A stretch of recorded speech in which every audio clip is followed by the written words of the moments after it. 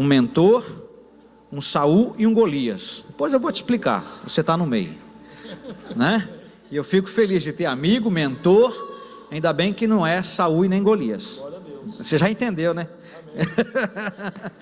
Pastor, é contigo. Amém. Graça e paz, amados, em nome de Jesus, amém? Abra a sua Bíblia no livro de 1 Reis, capítulo 17. Todos abrindo, e não feche a sua Bíblia até a gente terminar, tá bom? Na verdade, essa palavra, Deus me deu essa palavra numa segunda-feira que eu estava aqui, lá no escritório, lá na casa do pastor Jéder. E Deus me deu essa palavra, que eu compartilhei aqui com vocês. Eu compartilhei numa segunda-feira.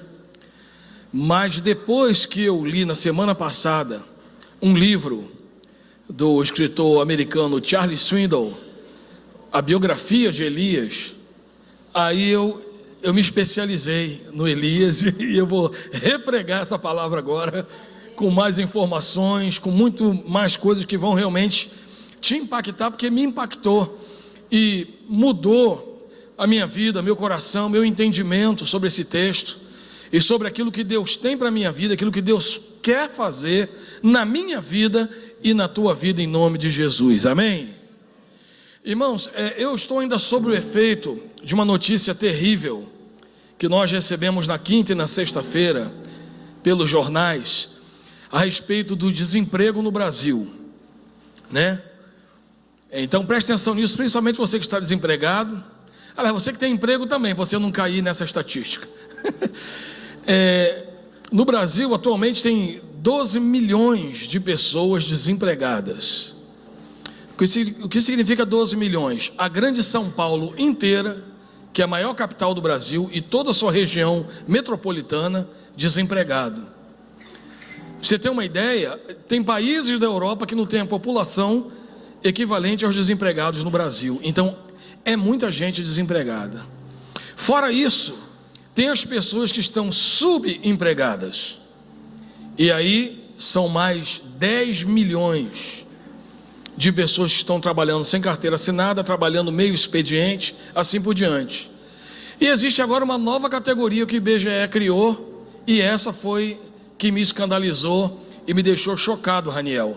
Os desalentados. Quantos ouviram isso essa semana? 4 milhões de desalentados. O que são os desalentados? São pessoas que estão procurando emprego há mais de 3 anos e não conseguem. Ou não consegue porque realmente ele trabalhou, ele é especializado em uma área, ele não consegue outra recolocação, ou ele não consegue porque a remuneração que oferece não compensa a pessoa sair de casa, deixar o filho, gastar roupa e comer na rua, acaba ficando elas por elas. Então a pessoa se mata para poder no final do mês lucrar, entre aspas, R$100. Então, pelo risco que ela vai correr em sair de casa, torcer o pé na calçada, tomar um tiro, ter briga, é tanta coisa ruim que ela corre o risco, tomar um choque ou enfrentar uma enchente, que é mais barato ela ficar em casa, porque R$100 não vai dar para ela comprar a sequência de remédios de gripe. Então, o que acontece com isso, amados? Num país como o nosso, 200 milhões de habitantes, você ter 26 milhões de pessoas fora do mercado de trabalho, significa que uma a cada 10 pessoas, quer dizer, na verdade são 1 a cada 5 pessoas na idade produtiva estão fora do mercado de trabalho. 1 a cada 5. É muita gente, irmãos. E essas pessoas que ganharam esse nome do IBGE de desalentados, são pessoas que na verdade elas já perderam a esperança. Porque ela diz, eu não acredito, eu já tentei tanto, eu já imprimi tanto currículo, já gastei tanto dinheiro imprimindo currículo, já gastei tanto dinheiro com ônibus, já gastei tanto dinheiro lanchando na rua, nem que seja um cafezinho, porque eu saio cedo demais para procurar emprego, e procuro emprego até 10 horas da fome. Então, irmãos, quando nós começamos a assistir essas coisas, queira ou não queira, mesmo que esse impacto não seja direto sobre a tua vida, mas de uma maneira ou de outra ele influencia você. Talvez você não saiba, mas no ano, alguém tem aqui uma noção de quantas pessoas morrem no Brasil em um ano? Dá um chute, irmã, por favor. Qualquer número. 1 milhão? 1 milhão? Jesus. Quantas pessoas você acha que morrem no Brasil todo ano? Uns 200 mil pessoas. 200 mil pessoas, equivalente à população de Dourados. Você acha que morre em um ano? Ou tu acha muita gente agora? Por aí, né? Irmãos, não vou gastar o seu tempo não. A irmã aqui acertou na mosca. 1.100.000 pessoas morrem no Brasil todos os anos. É como se uma cidade como Campinas assim evaporasse. Acabou. É como se Campo Grande e Dourados morresse todinho em um ano só. É uma coisa impressionante, gente. Desses 1.100.000 que morrem todos os anos, cerca de 800.000 já tinha sua morte prevista. Ou gente estava fazendo tratamento e não estava correspondendo, ou pessoas, enfim, que já estavam com a vida, com a saúde complicada. Todo o restante morre de maneira acidental. Ou um AVC violentíssimo, que depois leva à morte, infarto, muita gente, acidente de trânsito, bala perdida e por aí vai. Irmãos, 1.100.000 pessoas. Por que eu estou dizendo isso para você? Que o fato de você estar aqui, aliás, tem um lembrete ainda, irmãos, todos os dias no mundo morrem 200.000 pessoas. É como se todo dia uma Dourados apagasse no mundo. É impressionante, né, irmãos? Quem está vivo, diga glória a Deus. Quem está vivo, diga estou fora. Eu me lembro de uma funerária lá em Campo Grande que fez uma promoção, um sorteio de um caixão, e para você participar tinha que mandar mensagem para eles, estou dentro, né? Quase ninguém quis participar da promoção. Então, irmãos, o fato de você estar aqui nessa noite vivo já é um motivo de grande alegria. Quem quer agradecer ao Senhor, aplaudindo a Ele porque você está vivo, aplauda ao Senhor agradecendo a Ele, que você não está vivo, você não está internado, você não está entubado, e nem nenhuma das pessoas que você ama e que vivem perto de você. Isso é obra do Senhor, não é, irmãos? Então, na verdade, o que Deus viu em nós, irmãos? O que Deus viu em mim para me manter vivo? O que Deus viu em você para te livrar, né? Tanta desgraceira que acontece. O que Deus vê em você, irmãos? É mais ou menos algo parecido com isso que nós vamos ler na história desse homem, que é Elias. Um homem comum, como eu e você, mas as decisões dele, Deus o escolheu como uma pessoa improvável. Ele é uma pessoa improvável, e esse foi o tema da minha pregação que eu fiz aqui, só que no final ela mudou de nome, o Deus do improvável. Então nós vamos ler o texto e vamos ver as improbabilidades de Deus. Quem estava aqui na segunda-feira, alguns nem se lembram mais dessa pregação, mas vão se relembrar agora, e eu quero que você anote, porque eu sei que vai ser bênção para a sua vida.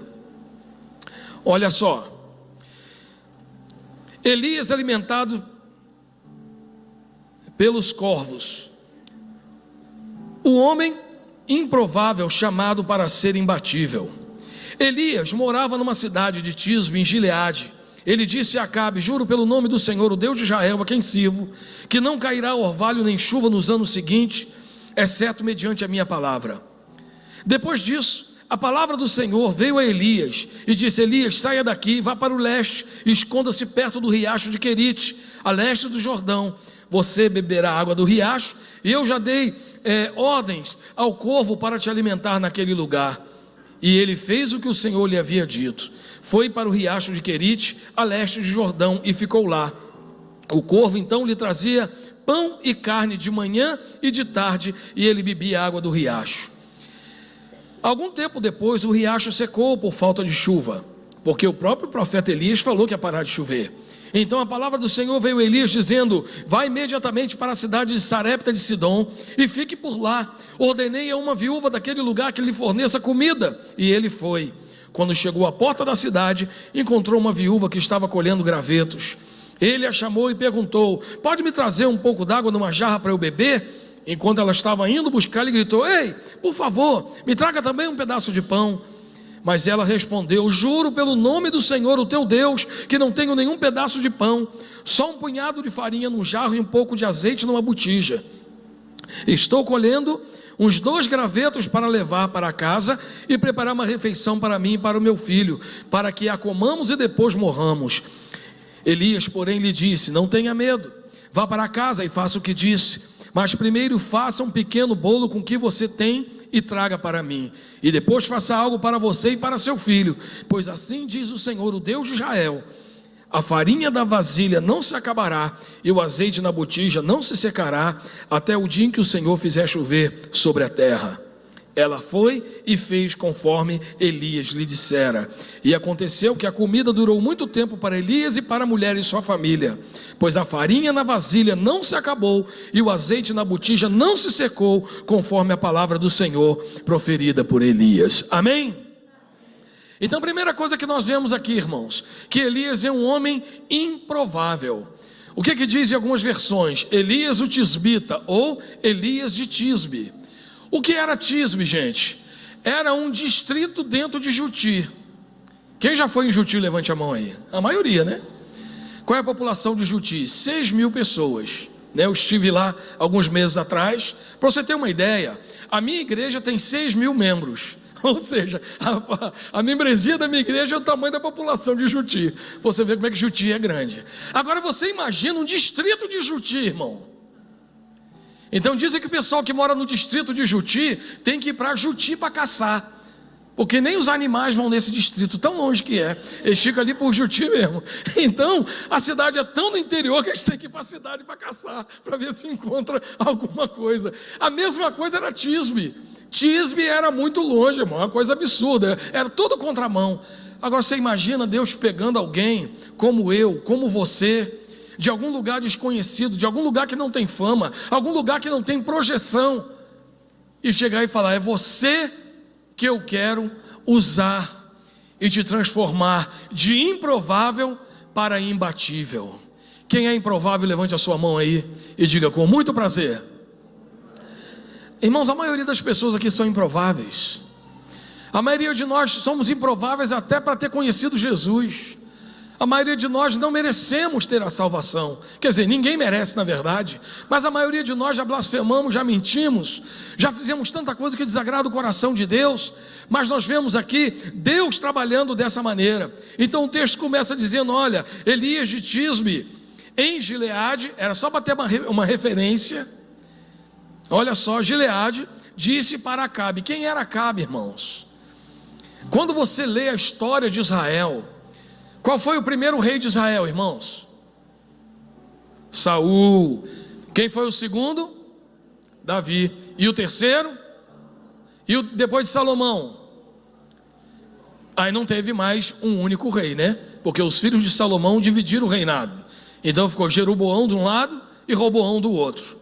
Quando você começa a acompanhar a Bíblia, você vê que todos eles faziam o que desagradava ao Senhor. Eles sozinhos. A Bíblia não fala da esposa deles. Mas, irmãos, quando entra Acabe na parada, que a Bíblia diz que de todos os piores ele foi o que se destacou, ele ganhou o prêmio. Junto com ele, ele casou com uma mulher mais endemoniada que ele. Qual era o nome da mulher de Acabe, irmãos? Jezabel. Então você imagina agora esse homem improvável, ilustre e desconhecido, não apenas indo perante o rei, para dizer: rei, é o seguinte, assim diz o Senhor, não vai chover mais não. Por quê, irmãos? O rei tinha governo sobre tudo. Se o governo olhasse para o teu filho e quisesse teu filho, ele ia falar: eu quero teu filho aqui na minha casa me servindo, acabou. Se o rei quisesse a sua filha, ele olhar para a tua filha e dizer: eu quero a tua filha no meu harém. Já era, irmão, ele levava. O rei era dono de tudo. Gostei desse cavalo. Você ficaria sem graça de não dar o seu cavalo para o rei. Agora imagina ele chegando e falando: Acabe, tem uma situação aí que você não pode intervir e que vai acontecer sobre a nossa nação. Vai ficar sem chuva. Você não vai ter mais vinho para beber. Você não vai ter mais fruta fresca. Você não vai ter mais nada relacionado à água. O povo vai sofrer a escassez. Mas quando acaba a água, até o rei também sofre a escassez. Porque enquanto a desgraça está no lombo do outro, ele vai levando e vai consentindo. Agora, a partir do momento que ele entende, irmão, que é falta de água, ninguém consegue viver sem água. Você fica sem energia. Você faz acampamento, mas sem água você não fica. Tanto que não tem como você levar energia para todo lugar. Mas há muito tempo que todo mundo anda com cantil. Por quê? Tem que levar água para todo lugar. Ninguém consegue ficar. Então a maneira de Deus atingir todo mundo por causa da sua desobediência era o quê? Ferir o rei e tratar o povo com a falta d'água. Isso era uma notícia terrível. Por causa disso que ele deu a notícia e saiu da presença do rei, porque ele sabe que o rei e sua mulher com certeza iria matá-lo. Então ele aproveitou e foi embora. Então ele foi para onde, irmãos? Deus não poderia falar: gostei de ver, você mandou um recado bonito, agora vai lá para o resort nas Bahamas. Não, agora vai para a beira do rio. Que coisa esquisita, irmão. Querite. E o que Querite significa? Olha que coisa impressionante, irmãos. Como é que Deus tem um significado para tudo. Querite significa o lugar do seu tratamento. Querite era o nome que era dado aos lugares onde os marceneiros, os carpinteiros, levavam a madeira para cortar e deixar a madeira no tamanho para ser trabalhada. Então, quando ele foi para o Querite, era o lugar onde Deus estava levando a vida dele para ser cortado e trabalhado, para então Deus começar a usar a vida de Elias, como usou para poder mais tarde afrontar os profetas de Baal. Elias poderia ter reclamado: poxa, eu saí lá do meu cantinho sossegado, onde nem rádio FM pegava, agora o Senhor me traz para cá, olha a situação, como é que o Senhor faz isso comigo? Não, irmão, ele vai de maneira obediente para este lugar improvável, à beira de um riacho. Como é que Deus manda ele para a beira de um riacho, sabendo que ele mesmo profetizou que não iria chover? Então, se não tem chuva, para que está mandando para o riacho? Daqui a pouco vai acabar. Deus já sabia, irmãos. Deus está no controle da abundância, está no controle da escassez. Mas se você está debaixo do radar de Deus, você não vai experimentar a escassez na sua vida. E aqui nós vemos também o corvo. Olha só, era um homem improvável indo para um lugar improvável, à beira de um rio, onde a água ia se esgotar. E aí Deus manda quem? O garçom improvável, que era o corvo. Por que o corvo, gente? Vocês, principalmente o pessoal que trabalha aqui com fazenda, com plantação, com um monte de coisa, irmão, o corvo ele é um destruidor. O corvo é um devorador. E o corvo é um bicho tão terrível que quando ele está com fome, ele come até o filhote dele. Ele come semente, come uma coisa, come outra. A fome, quando aperta mesmo, ele vai e mata o filhote para poder comer o filhote. É um devorador, é um destruidor. Mas quando Deus quer trazer abundância sobre a tua vida, Deus usa até o destruidor para ser um provedor sobre a tua vida. E eu me lembro daquela história, e é uma história verdadeira. Tinha um pastor de uma cidade, e ele era um homem muito íntegro, muito fiel a Deus. E na década de 60, não havia a teologia da prosperidade. Não tinha esse negócio de que todo mundo tem que ser rico. As pessoas passavam pela luta e enfrentavam a luta pela fé. E alguns lutaram a vida inteira em Deus e viveram pela fé. E ninguém nunca reclamou de Deus, porque sabia que o simples fato de estar em Deus já era um grande privilégio. E esse pastor passou um sufoco tremendo, porque ele era enviado como missionário e o sustento dele não chegava. E aí chegou ao ouvido de um homem que tinha um programa na rádio. Falou assim: o pastor está passando um aperto, vê se alguém aí arruma um dinheirinho aí, uma cesta básica. Não era esse o nome antigamente, mas arruma alguma coisa aí para poder dar para o pastor, mandar para o pastor. E o assunto chegou lá na rádio, e uma pessoa que não gostava do pastor, que era um homem lá do Candomblé na cidade, falou: já sei o que eu vou fazer, eu vou mandar uma cesta básica para ele, e vou mandar dizer para ele que é o diabo que mandou levar a cesta para ele.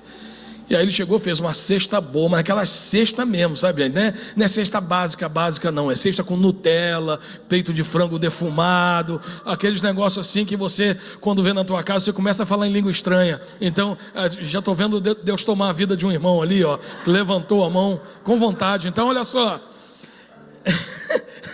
noite de visitação, né?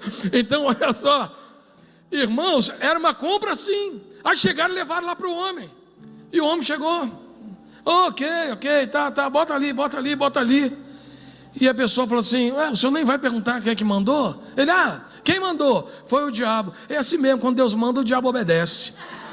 Então, irmão, vai ter hora que o corvo, que Deus vai mandar o corvo, aquele que tem hábito de diminuir, Aquele que tem hábito de tirar de todo mundo, vai ser aquele que Deus vai reverter a natureza dele, e fala assim: você vai ser um provedor, você vai ser um cooperador, você vai ser aquele que acrescenta, e não aquele que elimina e diminui da sua vida. Quem crê nisso, diga glória a Deus. Que Deus pode usar provedores improváveis na sua vida, diga glória a Deus. Agora, irmãos, para Deus usar os provedores improváveis, você não pode desprezar os improváveis. Está entendendo, irmãos? Na minha igreja, quando eu tinha 17 anos, na minha igreja tinha um capitão, e ele trabalhava lá na unidade onde selecionava o pessoal que ia servir e que não ia servir. O nome dele era Jesaías. Eu falei: Jesaías, você está vendo aqui, cara, que eu estou envolvido na igreja o tempo todo. Se eu for para o quartel, como é que eu vou ter esse tempo todo na igreja e tal? Arruma lá para eu sobrar. E aí, quando chegou uma semana antes, ele falou: não deu, tentei, falei: infeliz, né? Lá vou eu servir, fazer flexão, acordar de madrugada, carpir, né? Que essa propaganda que passa aí na TV, do cara dando tiro, pulando o exército, aquela conversa fiada. Você vai para lá para pintar meio-fio, carpir terreno. É ou não é, Raniel? Então é para isso que você vai para o exército, não é para dar tiro. Acho que você ficar 3 anos e nunca pegar numa arma lá dentro do quartel. Mas enfim, eu falei: meu Deus, eu quero sobrar. Irmãos, aí chegou o dia lá de eu ir para Degola. Aí no dia que eu fui me apresentar, um rapaz lá da minha igreja também, sargento, ele me chamava de Júnior na época. Ô Júnior, tá fazendo o que aqui? Pois é, cara, eu vou servir, cara, eu queria tanto ficar livre disso aí, que eu tenho umas viagens missionárias para fazer. Você não quer servir não? Não, então vem aqui. Ele foi lá e resolveu, irmão, e me dispensou. O sargento, o capitão disse que não conseguia, o sargento foi lá e resolveu o meu problema. Então às vezes a gente fica achando que é o bambambam que vai resolver, e de repente tem alguém tão simples, irmão, que é o cara que aperta o botão, e é ele que vai mudar. Então não rejeite o improvável. Mas às vezes Deus ainda não te abençoou, porque você está querendo procurar o general de não sei quantas estrelas, e Deus quer usar o recruta para te abençoar. Então esteja atento a isso em nome de Jesus, amém? Dá uma cutucada ao teu irmão e fala assim: se liga, meu irmão. Olha só, estou dando uma dica grande para você. Então nós vemos aqui a obediência dele. Ele fez o que o Senhor lhe tinha dito. Pronto. Pastor, ele fez o que o Senhor tinha dito, mas o Senhor não me disse nada, então não faça nada. Deixa na mão do Senhor. O Senhor já sabe o que ele está fazendo. Então nós vemos aqui mais uma vez, além do garçom improvável, uma provedora improvável. O riacho se secou, então veio a palavra do Senhor a Elias. Irmão, entenda uma coisa, talvez você está dizendo: pastor, mas Deus não fala comigo assim. Irmão, o que eu estou fazendo aqui, irmão? Eu estou lendo aqui uma crônica do Carlos Drummond de Andrade, ou estou liberando a palavra do Senhor sobre a tua vida? Então entenda, irmãos, que o que eu estou falando aqui, eu estou falando entre aspas, porque na verdade minha pregação deveria começar: assim diz o Senhor, 2 pontos, abre aspas, e é isso que o Senhor está falando contigo nessa noite, amém? Então não fica pensando: mas Deus falava com ele, mas Deus está falando contigo aqui, irmão. Se liga em nome de Jesus. Eu não estou lendo poesia, eu estou liberando uma palavra de Deus sobre a tua vida, de que embora você se veja como improvável, Deus escreveu uma história imbatível para você em nome de Jesus. Então nós vemos aqui essa provedora improvável, que ela fez o quê? Deus mandou ele ir para aquele lugar, vai imediatamente à cidade de Sarepta. E o que é Sarepta, irmãos? Sarepta é aquele lugar onde as pessoas refinam o metal. É o lugar onde o fogo é máximo, onde até o metal espuma, tão violento que é, porque é para purificar, irmãos, para refinar. Sarepta é lugar de refino, é lugar onde parece que você já está forte, já está bom, já está isso. Aí Deus fala: eu vou mandar para Sarepta e vou esquentar, eu vou esquentar a chapa deles até espumar. Porque quando espuma, toda a impureza do metal vem à superfície. Então aquela pessoa vai e tira toda a impureza, e o metal fica puro, seja a prata, seja o bronze, seja o ouro. Então pode ser que você esteja no lugar onde Deus está te cortando. Você está dizendo: Deus, está doendo, por que está me cortando? Por que está me diminuindo? Porque Deus quer te colocar na medida que Ele precisa para te usar. E às vezes você diz: Deus, a temperatura está alta, o negócio está esquentando, eu não sei o que vai acontecer. E Deus está te dizendo nessa noite: eu estou apenas te refinando. Você já é bom como metal, você já é bom como ouro, mas o ouro refinado vale mais. Daí que vem os quilates do ouro. Quanto mais alto for o quilate, mais refinado ele é. Porque até ouro, existe ouro puríssimo e existe ouro que é apenas ouro, não é o ouro tão puro. Então nós vemos aqui, na continuação, essa mulher foi, em primeiro lugar, ele continuou obedecendo, não apenas quando Deus deu a palavra para ele, diga isso para Acabe, agora vá para o Querite que eu vou te cortar para te colocar na medida certa. Agora Elias, talvez Elias pensou, agora eu vou para algum lugar de descanso. Não vai para o descanso não, tu vai para algo mais profundo, mais intenso. Você vai ser refinado, agora a temperatura vai subir, e toda a impureza tua virá para a superfície. Não para as pessoas conhecerem quão impuro que você é, mas que eu possa eliminar toda a superfície, todo o mal que está na tua vida, na tua superfície. O teu mal, os teus erros, os teus pecados, as suas imperfeições vão se tornar visíveis perante as pessoas, e aqueles que são de Deus vão ser canais do Senhor para tratar as imperfeições que estão na espuma da tua superfície. Mas tudo isso é obra de Deus, irmãos. Quantas vergonhas eu já passei na minha vida no meio da igreja, mas foram oportunidades que Deus me usou para expor, porque talvez eu não confessaria, mas Deus armou um bote para mim, e eu fui exposto à vergonha, para que a minha liderança pudesse preparar e lapidar o meu caráter para a glória de Deus.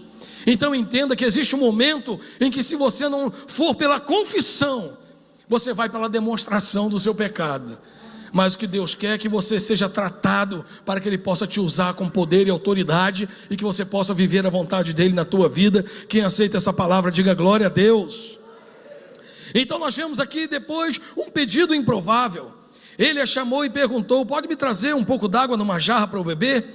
Enquanto ele ia buscar, ele gritou: traga também pedaços de pão. Mas na verdade ele perguntou por quê? Porque Deus já tinha um propósito naquela vida. Deus já tinha um propósito para a vida daquela mulher. Então perceba que a viúva, ela faz parte de uma categoria que Deus tem como uma categoria muito especial. A viúva, o órfão, o imigrante, o preso e o hospitalizado. Esses 5 Deus tem um chamego muito grande, porque é ali que você demonstra o verdadeiro amor pela vida das pessoas. Porque essa categoria é uma categoria, essa categoria dos necessitados, é uma categoria de pessoas que eles não têm nada para te dar, irmão. O que uma viúva pobre tem para te dar? O que um órfão que não tem quem dê para ele vai te dar alguma coisa? O que um imigrante que está procurando qualquer cantinho para morar tem para te oferecer? O que um preso tem para te oferecer? Ele não tem nem condições de vir aqui para resolver e te ajudar, nada. O que um doente tem para te oferecer? Não tem. Mas são oportunidades e pessoas que Deus coloca perto de nós para ver o tamanho do nosso amor. Se nós estamos dispostos a amar as pessoas como Jesus nos amou, mesmo quando nós não temos nada para dar para Deus, nada, absolutamente nada, irmão. A minha vida é apenas mais uma. Deus tem todas as vidas da terra. Então fala: Deus, eu te dou a minha vida. Deus fala: legal. Deus vê isso como um ato de dedicação. Agora, a minha vida não é a mais fantástica na face da terra, para Deus estalar o dedo e rir, gargalhar: ai, agora o domício veio. Não, para Deus é comum isso. Mas, amados, Deus nos vê de uma maneira diferente e especial, e o nome disso é amor. Deus nos ama de maneira especial, mesmo quando nós não temos nada para oferecer para Ele. Então nós vemos aqui Deus usando a vida desta mulher, mais uma provedora improvável, para dizer: eu posso abençoar. Quando Deus quer abençoar, Deus usa quem Ele quer, da maneira que Ele quer, onde Ele quiser e quando Ele quiser. Simples assim, irmãos. A resposta que você precisa, existem várias pessoas que podem dar a resposta que você precisa. É só Deus que não apertou o play ainda.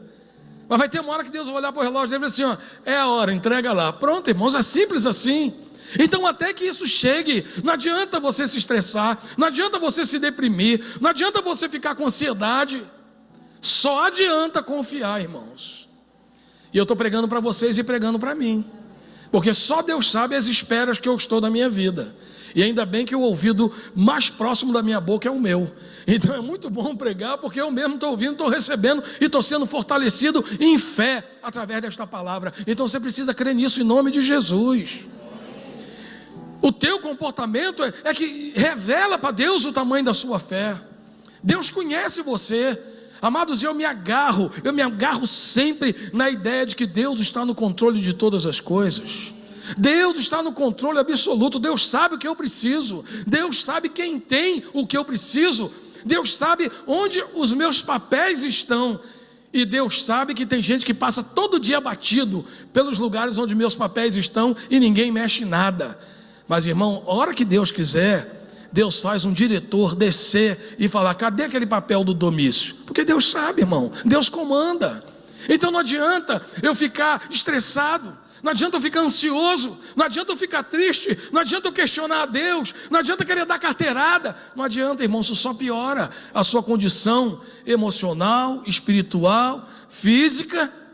Tem hora, irmão, que a gente tem que se fazer de cachorro morto e deixar para lá, entregar na mão de Deus e fazer aquilo que você pode e deixar aquilo que você não pode nas mãos do Senhor. É simples assim. Eu sei que você já ouviu isso outras vezes, mas estou aqui como profeta de Deus confirmando essa palavra no teu coração. Simplesmente descanse, irmão. Aquietai-vos e sabei que eu sou Deus. Aquietai-vos, sossego facho, eu sou Deus. Irmãos, às vezes eu digo para os meus filhos assim, sempre que eu venho no Paraguai com os meus filhos, eu aviso um dia antes. Porque se eu avisar uma semana antes: pai, por que a gente não vai amanhã? Pai, por que a gente não vai 6 horas, a gente já dorme lá? Pai, por que a gente... Porque, irmãos, é ansiedade. E eu entendo a ansiedade deles. Mas só que às vezes eles ficam mais do que ansiosos. Eles não conseguem dormir, eles ficam agitados, eles fazem um monte de coisa por causa da ansiedade, da expectativa que eles dão do dia que a gente vai no Paraguai. Então eles estavam querendo um PS4, Playstation, tal. Eu enrolando, falei assim: amanhã nós vamos lá comprar. Aí também quase desmaiou de uma vez só, no outro dia já estava pronto. Agora, se eu tivesse falado daqui a 15 dias, faltam 14 dias, irmãos, eu não ia precisar comprar o PS4, porque os dois iam infartar. Então, pronto, nós vamos comprar dia tal, a gente vai lá e compra. Irmãos, agora imagina Deus, com essa filharada toda que Ele tem, feito barata tonta: cadê minha bênção, cadê minha bênção, cadê minha bênção, cadê minha esposa, cadê minha namorada, cadê meu marido, cadê meu trabalho, cadê meu emprego, cadê meu salário, cadê minha cura, cadê minha libertação? Irmão, pelo amor de Deus, ninguém aguenta um trem desse. Então por isso que Deus às vezes te larga na pista. Vai lá, vai andar, barata tonta. Eu sei o que eu estou fazendo. Quer bater com a cabeça na parede? Bate. Mas o que você tem que falar, irmão? Em vez de bater com a cabeça na parede: eu sei em quem tenho crido, e estou bem certo que Ele é poderoso para fazer infinitamente mais, além de tudo aquilo que pedimos ou pensamos. Irmãos, quem já pensou, quem já teve esse pensamento, você na praia, comendo um peixezinho frito, tomando uma Coca-Cola com limão e falando língua estranha? Levante a mão aí, ó. Então olha só, irmão, é infinitamente mais, além de tudo aquilo que pedimos ou pensamos. Tem coisa que você nem pensa, nem pede para Deus, você só pensa, e Deus é capaz de fazer infinitamente mais além daquilo que você pensa. Meu Deus, irmão, que Deus é esse, meu Deus? Então olha só, então nós vemos aqui a mulher fazendo algo diferente. Imagina Elias, um profeta tomado por Deus. Assim: Deus, como é que eu vou falar para uma viúva para trazer pão para mim? Não era fácil ter pão, irmão, não tinha variedade naquela época. Não tinha pão de queijo, broa de milho, não tinha nada disso, só tinha pão. Era que nem hoje. Eu citei esse exemplo aqui quando eu preguei na segunda-feira. Chega assim: por gentileza, a senhora pode trazer um cafezinho para mim, mas traz a garrafa. Foi isso que ele falou. Me dá um copo d'água, traz a jarra. Tipo assim, vou beber até a sede acabar. Imagina chegar na sua casa: irmã, me dá um cafezinho, por favor, mas traz a jarra, não traz aquela xicrinha não, traz a cafeteira, que eu vou beber até passar vontade. A irmã olha assim, meio esquisito: o pastor é folgado mesmo, né? Vamos embora. Aí, quando a irmã vira as costas, eu digo: minha irmã, por favor, me traz um bolinho de milho também. Sim, mas que homem velho abusado. Eu estou aqui com um pouquinho de água, um pouquinho de farinha para poder fazer um bolo, comer e morrer, que essa era a expectativa dela, irmãos. Esse é o entendimento que você tem que ter em Deus, irmãos. Parece que quando Deus nos pede alguma coisa, Deus espera a gente não ter quase nada para Ele nos pedir tudo. Você diz: Senhor, que negócio é esse? Tu sabes que eu não tenho. Mas Deus diz: mas eu quero o teu tudo. Parece que Deus está querendo te arrancar alguma coisa. Não é, irmãos. É que Deus quer tirar tudo aquilo que você tem para derramar sobre a tua vida aquilo que Ele quer te dar. Porque nem tudo que você tem foi Deus que te deu. Muitas vezes Deus quer zerar o nosso estoque para entrar um estoque fruto da provisão de Deus sobre a nossa vida. Isso é muito sério, irmãos. Por isso você não pode ter medo quando Deus pede alguma coisa, quando Deus pede, e parece que chega a hora assim, parece que estão pedindo demais. Estão pedindo demais o nosso tempo. Agora quer mais o quê? Eu já venho para o homem ao máximo. Agora tem um outro curso. Coragem, né? Hã? Está todo mundo falando baixo, fala alto, por favor. Homens fortes em tempos difíceis. Está vendo aí? Homens fortes, é outro curso. Meu Deus, um dia é grupo familiar, outro dia é grupo de homem, outro dia é oração. Aí quarta-feira o pastor reúne com o pastor. Então, eu não tenho tempo para mais nada. Irmão, o teu tempo tem que ser de Deus mesmo. Se você não estiver na igreja, você está fazendo o quê? Tem que ocupar mesmo o seu tempo com as coisas de Deus, com o ministério, com o teu casamento, com a sua vida, com tudo isso. E aqui nós vemos, irmão, que quando essa mulher não tinha mais nada, esse homem falou assim: vai lá e pega, pode fazer, porque não vai faltar, assim diz o Senhor. É muita ousadia, mas existem momentos em que Deus vai usar o corvo, tem momento que Deus vai usar a viúva. É impressionante que poucas vezes Deus usa os reis e os milionários para te